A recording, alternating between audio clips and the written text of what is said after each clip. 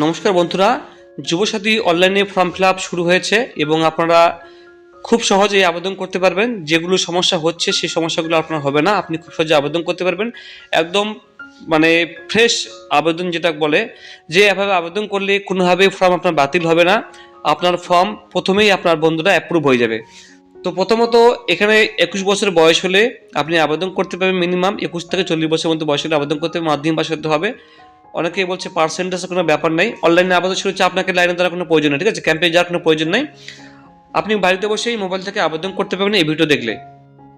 প্রথমত আপনার কাছ থেকে বন্ধুরা এই যে apas.wb.gov.in এখানে আসার পরে আপনি এখানে দেখুন লেখা রয়েছে এই জায়গায় বাংলার যুবসাথী।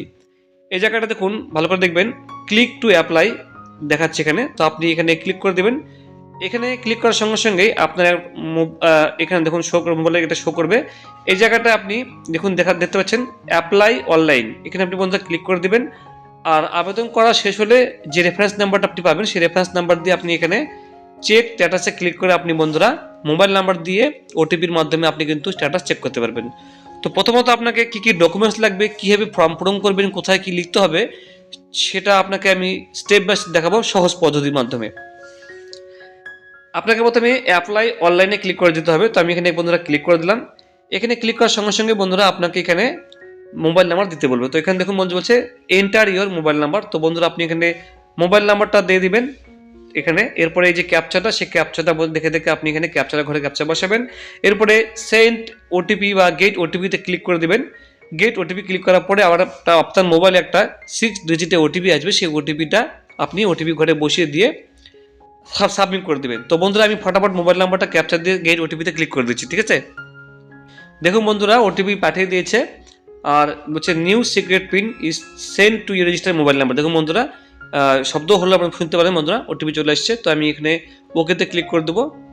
দেখুন বন্ধুরা আমি ওটিপি দিয়ে দিয়েছি। এরপরে আমি ভেরিফাই পিনে ক্লিক করে দেবো। এখানে দেখুন আমি এখানে ক্লিক করে দিচ্ছি, ঠিক আছে। এবার বন্ধুরা দেখুন এখানে বন্ধুরা ফর্মটা খুলে গেছে, তাই না। এখানে দেখুন বলছে অ্যাপ্লিকেশন ফর্ম বাংলার যুবসাথী স্কিম। বেসিক ডিটেলসে আপনাকে আপনার যা তথ্য আছে, যেমন আপনার ব্যাংকের অ্যাকাউন্ট, আপনার নাম, বাবার নাম, আপনি বিবাহিত না বিবাহিত, কাস্ট কি, আপনার অ্যাড্রেস, এগুলো দিতে হবে। দ্বিতীয়ত বলছে ডকুমেন্টস, এই ডকুমেন্টসের করে আপনার সব ডকুমেন্টস আপলোড করতে হবে। কী কী ডকুমেন্টস কীভাবে আপলোড করবে সেটা বন্ধু আপনাকে দেখিয়ে দেবো। এরপর আপনাকে ফাইনাল সাবমিটে ক্লিক করে সাবমিট করে দিতে হবে।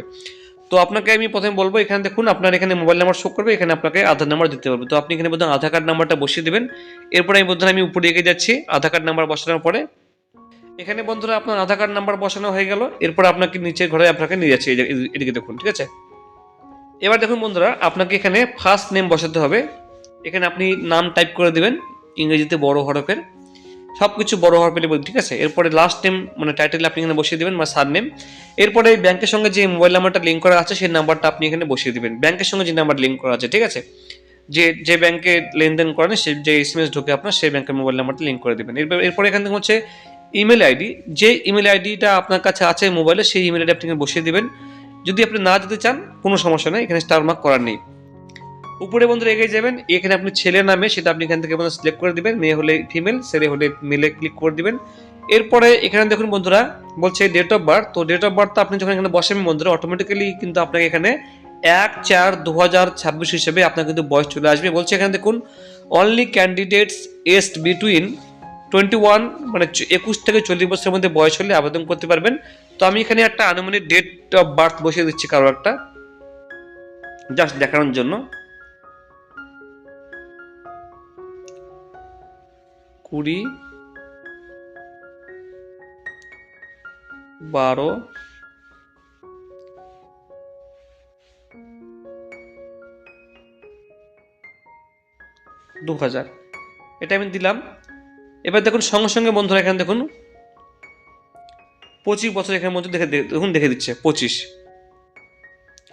ঠিক আছে। এখানে 25 বন্ধু শো করে দিচ্ছে এখানে দেখুন, আর গ্রিন হয়ে আছে এখানে। যদি এখানে আপনার বয়স 21-এর কম বা 40-এর বেশি হয়ে থাকে সেক্ষেত্রে এখানে কিন্তু লাল হয়ে যাবে। তো আপনার আপনি এখানে দেখাচ্ছে মানে আপনি অ্যালাউ হয়েছেন, ঠিক আছে, আপনি অ্যাপ্রুভ হয়েছে। এরপরে আপনি এখানে বাবার নাম বসিয়ে দেবেন, ফুল নেম, বাবার পুরো নামটা, নাম এবং টাইটেল একসঙ্গে বসিয়ে দেবেন। নাম লিখে টাইটেল একটা স্পেস দিয়ে টাইটেল বসিয়ে দিবেন। যদি বাবা মৃত হয়ে থাকে তো সামনে আগে লেট বসিয়ে দিবেন। এখানে মায়ের নাম পুরোটা বসিয়ে দিবেন, যদি মা মৃত থাকে তো মায়ের আগে ইলেট বসিয়ে দিবেন। এগুলো কিন্তু ফর্ম ফিল আপ করার সঠিক নিয়ম কিন্তু, ঠিক আছে। এরপরে যদি আপনি বিবাহিত হয়ে থাকেন তো সেক্ষেত্রে আপনি এখানে আপনার স্ত্রীর নাম বসিয়ে দেবেন।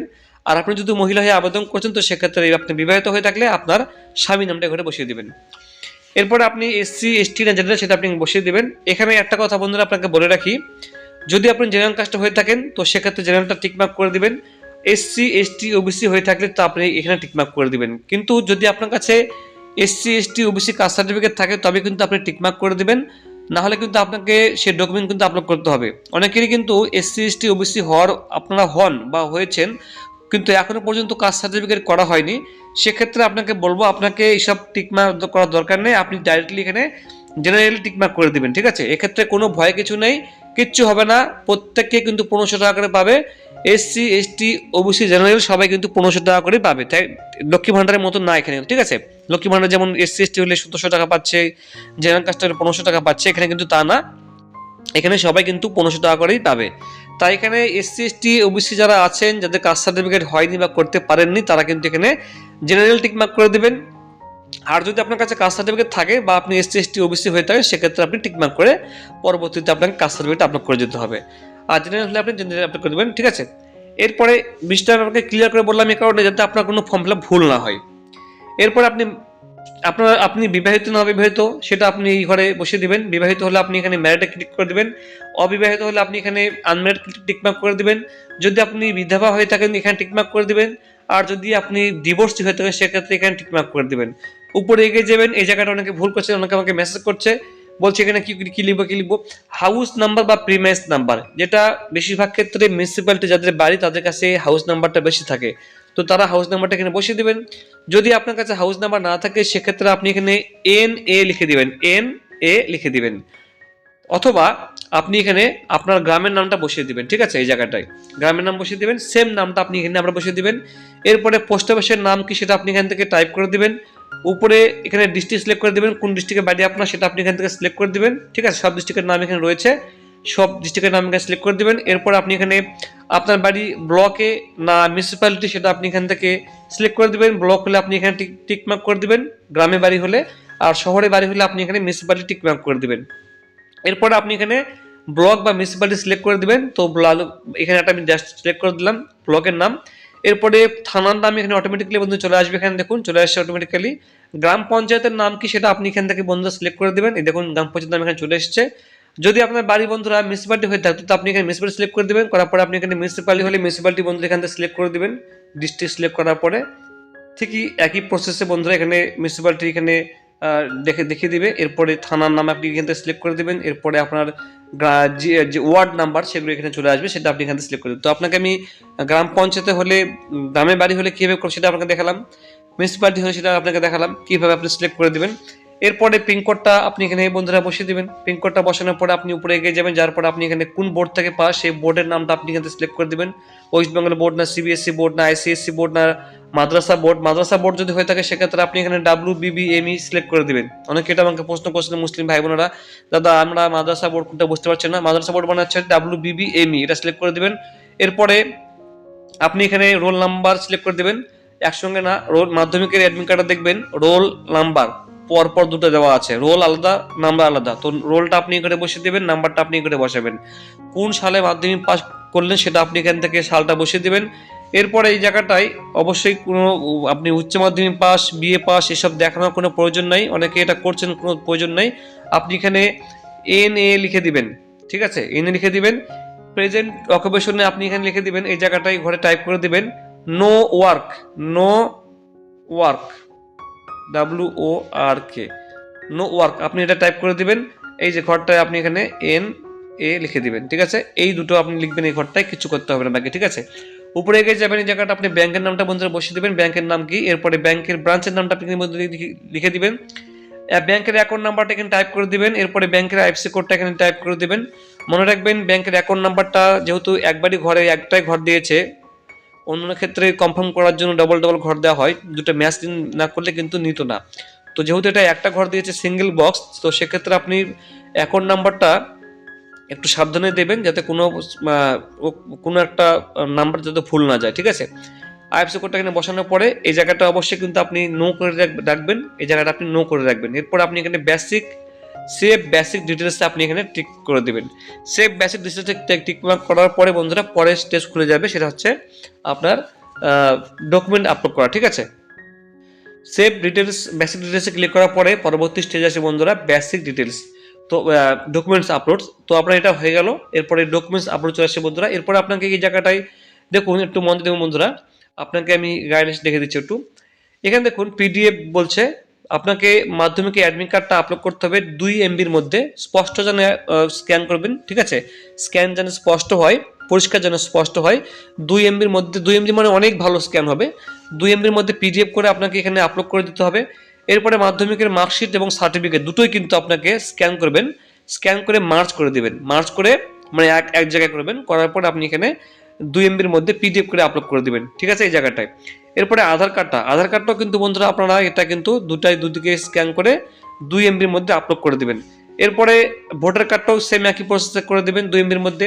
ব্যাংকের পাসবইটাও কিন্তু বন্ধুরা 2 MBর মধ্যে ভালো করে স্ক্যান করে আপলোড করে দিবেন। এরপরে যেটা বললাম, যদি কাস্ট সার্টিফিকেট থাকে সেটা আপনি এখান থেকে আপলোড করে দিবেন, 2 MBর মধ্যে হতে হবে। রিসেন্ট পাসপোর্ট সাইজ যে ফটো একটা আপনাকে কালার ফটো, সেটা আপনাকে বন্ধুরা 1 MBর মধ্যে জেপিজি অথবা পিএনজির মধ্যে আপনাকে আপলোড করতে হবে। আপনাকে সিগনেচার একটা সই আপনাকে আপলোড করে দিতে হবে, সেটা হচ্ছে আপনার 1 MBর মধ্যে হতে হবে। এরপর আপনাকে এখানে সেভ ডিটেলসে, সেভ ডকুমেন্টসে আপনাকে টিক মার্ক করে দিতে হবে, ক্লিক করে দিতে হবে। তো সেভ হয়ে গেল। সেভ হওয়ার পরে পরবর্তী বন্ধুরা এখানে আপনাকে চলে আসবেন সেলফ ডিক্লারেশনে 3 নাম্বার ঘর। এই দেখুন 3 নাম্বার ঘর চলে আসছে আমরা এখানে। এরপর আপনাকে এই জায়গাটায় এই ঘরটায় টিক করে দিতে হবে একটা, দেখুন এখানে একটা টিক মার্ক করে দেবেন। করার সঙ্গে সঙ্গে আপনার বন্ধুরা এখানে ফাইনাল সাবমিট একটা ঘর দেখাবে, এই ঘরটা আপনাকে টিক করে দিতে হবে। টিক করার সঙ্গে সঙ্গে বন্ধুরা আপনি এখানে চলে আসবেন নিচের দিকে, দেখবেন আপনি এখানে your application has been successfully submitted, your application number এখানে দেখাচ্ছে বন্ধুরা। এই অ্যাপ্লিকেশন নাম্বারটা আপনি বন্ধুরা মোবাইলেও SMS পেয়ে যাবেন। এই জায়গাটা আপনি এখানে অ্যাপ্লিকেশন ফর্মটা আপনি প্রিন্ট আউট করে নেবেন। এর পরবর্তীতে আপনি কিন্তু বন্ধুরা স্ট্যাটাসও চেক করতে পারবেন। ঠিক আছে, পরবর্তীতে আপনি আবার চলে আসবেন বন্ধুরা ওয়েবসাইটে, আসার পরে ক্লিক টু অ্যাপ্লাই ক্লিক করে দেবেন এই জায়গাটায় ডান দিকে বাংলার যুবসাথী ঘরে। এরপর আপনি এখানে এসে চেক স্ট্যাটাসে ক্লিক করে দেবেন। এখানে ক্লিক করার পরে আপনি এখানে আপনার যে মোবাইল নাম্বারটা দিয়েছে সেই নাম্বারটা আপনি দিয়ে আপনি কিন্তু স্ট্যাটাস আপনি এখান থেকে ক্যাপচার দিয়ে ওটিপির মাধ্যমে কিন্তু চেক করতে পারবেন যে আপনার হয়েছে কি হয়নি। এইভাবে বন্ধুরা ফর্ম ফিল আপ করলে আপনার ফর্ম কখনোই বাতিল হবে না। আর 1 মাস সময় রয়েছে, লাস্ট ডেট হচ্ছে আপনার 31শে মার্চ আপনি আবেদন করতে পারবেন যুবসাথী ফর্ম ফিল আপ। তো বন্ধুরা এই ছিল update. Thank you so much.